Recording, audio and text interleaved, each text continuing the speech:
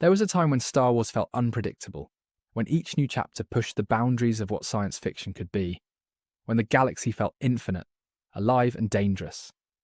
But lately it feels smaller, safer, familiar to the point of exhaustion. Modern Star Wars doesn't challenge us anymore. It comforts us. Every movie and show feels like it's built to remind us of something we already loved instead of giving us something new to love. Nostalgia has replaced innovation, and creative risk has been traded for brand protection. The Force is still strong, but the imagination isn't. The irony is that Star Wars itself was once the biggest risk Hollywood ever took. A film that defied logic, tone, and budget to become the most influential story of its time. George Lucas bet everything on a dream no one believed in. And now, that same dream has become a product too scared to dream again. We keep returning to Tatooine because it's safe. We keep reviving old characters because they sell. And we keep pretending that the galaxy is still expanding, when, in reality, it's shrinking under the weight of its own nostalgia. Star Wars isn't dying, it's stagnating. What made this universe legendary wasn't the lightsabers or the Skywalkers. It was the willingness to do something no one expected. That's the energy that's missing today. Star Wars has mastered the art of survival, but forgotten the thrill of surprise. In this video, we'll explore why modern Star Wars is afraid to take risks, how corporate caution has replaced creative courage, and what it will take for the galaxy far, far away to feel truly alive again. The original Star Wars was a gamble that should have failed.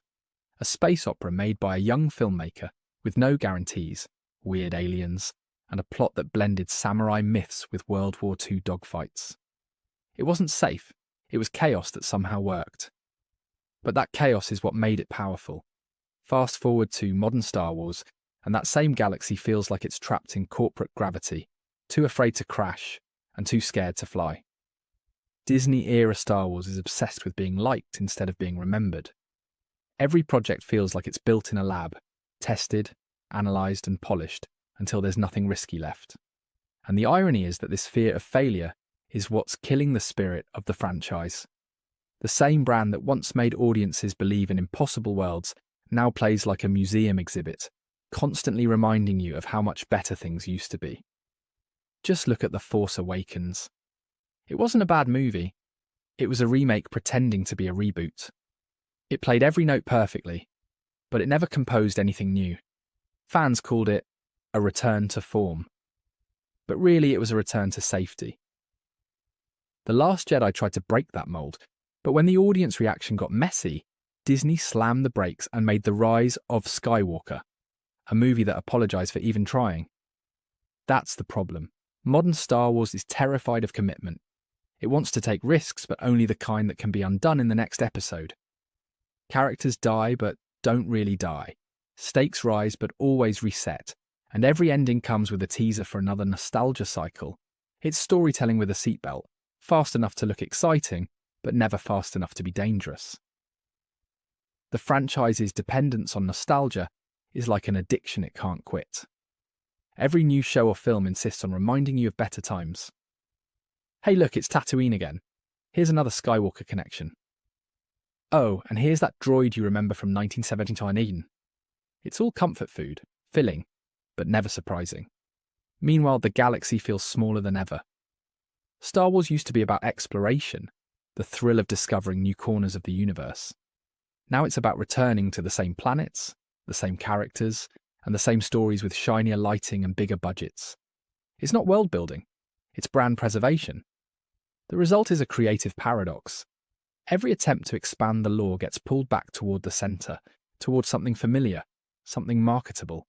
That's why shows like The Mandalorian start strong, but end up orbiting old icons.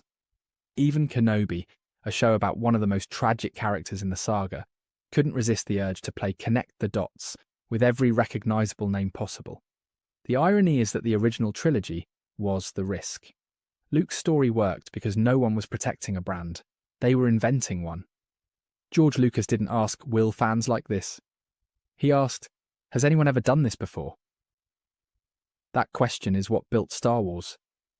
And the fact that no one at Disney seems to be asking it anymore is exactly why it feels so lifeless. Star Wars used to chase the unknown. Now it chases approval. And in a galaxy built on rebellion, that's the ultimate betrayal. Nostalgia is a beautiful poison. It makes you feel something real while quietly killing the thing you love. And modern Star Wars is addicted to it. Every new series is marketed like a reunion tour, full of characters who should have been allowed to fade into legend. It's like Disney doesn't want you to love Star Wars. They want you to remember loving it. You can see it in everything from the Book of Boba Fett to Ahsoka. These shows don't expand Star Wars, they repurpose it. Boba Fett was once a mysterious gunslinger, defined by his silence, but his show turned him into a talkative retiree, managing local politics. It's not storytelling, it's corporate archaeology. Dig up the past, dust it off, sell it again. Even when Star Wars introduces new characters, they rarely escape the shadow of nostalgia. Din Djarin was supposed to be a fresh take on the Mandalorian mythos, but by the end of Season 2, the show couldn't resist bringing in Luke Skywalker to steal the spotlight. The message is clear. New heroes don't matter unless they're blessed by the old ones. This isn't unique to Star Wars. It's a modern entertainment disease. Studios are terrified of audiences rejecting the unknown, so they hide it behind familiar faces.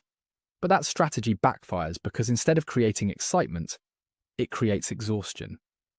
You can only clap for the same surprises so many times before it stops being magic. The sad truth is that nostalgia has replaced storytelling. Instead of taking creative risks, Lucasfilm builds emotional replicas. They don't want to make you think, they want to make you remember. And the worst part is, it works. People still show up because they hope that this time the magic will feel real again. That's why Star Wars can't grow. The franchise is stuck in a cycle of reintroducing itself over and over, never trusting the audience to accept something new. It's like a band that keeps playing its greatest hits while pretending the new album doesn't exist. Eventually, you realise they're not artists anymore. They're curators of their own nostalgia. What made the originals timeless wasn't the lightsabers or the Force. It was the willingness to experiment. Star Wars broke the rules of Hollywood, mixed genres, and introduced a mythology that felt both ancient and futuristic.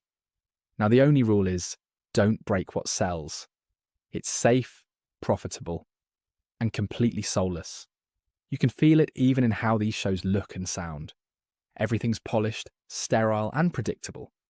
Compare that to the grimy realism of A New Hope, or the operatic weirdness of The Empire Strikes Back. Those movies took visual and tonal risks that no algorithm would approve today. The new stuff is cinematic comfort food, nice presentation, no flavour. Nostalgia once made Star Wars meaningful. Now it makes it repetitive. The Force isn't dying, it's just being merchandised. And the only way the saga will ever matter again is if someone finally stops trying to recapture the past and dares to invent the future. The real tragedy of modern Star Wars isn't that it's bad, it's that it's boring. Playing it safe has stripped the franchise of its danger, its weirdness, and its soul. The galaxy far, far away used to feel infinite. Now it feels like a theme park with the same rides in slightly different colours. When Andor came out, it felt revolutionary precisely because it took risks. It dared to slow down, to challenge the idea that Star Wars had to be about lightsabers and legacy. It told a story about politics, sacrifice, and moral decay, and people loved it, not because it pandered, but because it trusted the audience to think. That's what risk looks like in storytelling. It's trusting that curiosity can be more powerful than comfort. But Andor was the exception, not the rule.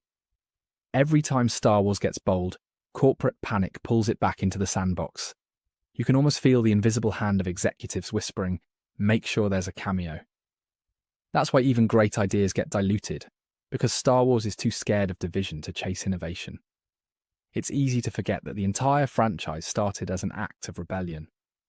George Lucas literally created Star Wars as a protest against the studio system of the 1970s. And now that same franchise has become the system he was rebelling against. It's not just ironic, it's tragic. The saga that once symbolised freedom now worships control. The obsession with canon is part of the problem. Every creative decision has to fit within a giant puzzle instead of standing on its own. But great storytelling isn't about alignment, It's about expression. The more Star Wars tries to stay consistent, the less alive it feels. Nobody wants to watch a galaxy that feels like it was built by accountants. The fear of risk extends beyond storytelling. It's infecting tone too. Humour is calibrated, darkness is softened, and moral ambiguity is sanded down until everything feels sanitized. Star Wars used to balance light and dark like myth. Now it feels like marketing, shiny, safe, and approved for all audiences. What's missing is conviction. The sense that the people behind the camera believe in what they're making. You can tell when creators are passionate, and you can tell when they're cautious. And right now, most of Star Wars feels like it's made by people trying not to get fired, rather than trying to say something. If Lucasfilm truly wants Star Wars to thrive again, it needs to stop chasing applause and start chasing discomfort. Great art doesn't come from fear, it comes from faith. Faith that audiences will follow if you give them something worth following. Star Wars became timeless because it was fearless. If it wants to survive the next 50 years, it has to remember what it means to take risks again. Because playing it safe might protect the brand, but it's killing the galaxy. Thank you for watching. Be sure to like, subscribe, and hit that share button. My main channel is Critical Analysis Hub, where I post Star Wars content about the movies. My secondary channel is Critical Analysis Hub Plus, where I focus on the shows of Star Wars. And my third channel is Critical Analysis Hub XP, where I post comic books. Be sure to take a moment and check them out. Thanks, and may the Force be with you.